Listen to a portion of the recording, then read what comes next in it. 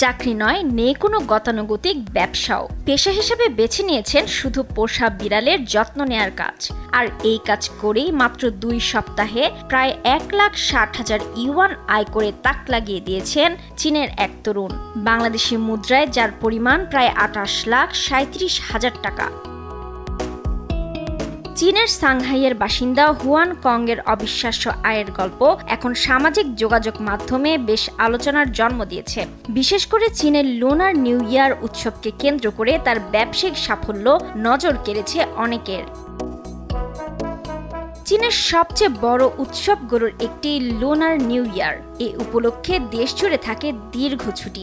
এই সময় লাখো লাখো মানুষ শহর ছেড়ে গ্রামের বাড়ি কিংবা ভ্রমণে বেরিয়ে পড়েন। তবে বাইরে যাওয়ার সময় প্রিয় পোষা বিড়ালকে সঙ্গে নেওয়া অনেকের পক্ষেই সম্ভব হয় না। ফলে মালিকরা দূরে থাকাকালে বিড়ালের দেখভালের জন্য বাড়তে থাকে পেট কেয়ার সেবার চাহিদা। 1991 সালে জন্ম নেওয়া হুয়ান প্রায় 9 বছর ধরে পেশাদারভাবে পোষা প্রাণীর যত্ন নেওয়ার কাজ করছেন। এবারের নববর্ষে 17 ফেব্রুয়ারি থেকে 3 মার্চ পর্যন্ত সময়কে তিনি আয়ের সবচেয়ে ব্যস্ত মৌসুম হিসেবে কাজে লাগান।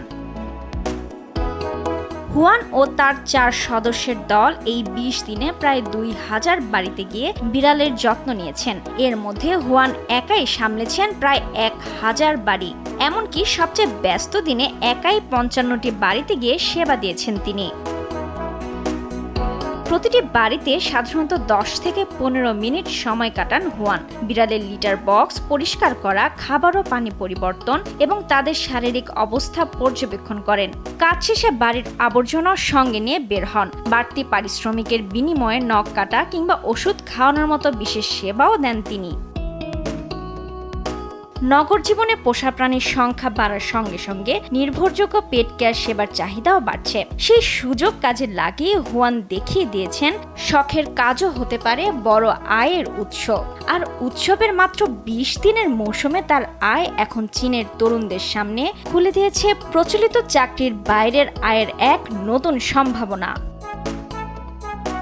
রুবায়েত তানজুম, নিউজ ডেস্ক, দেশ টিভি।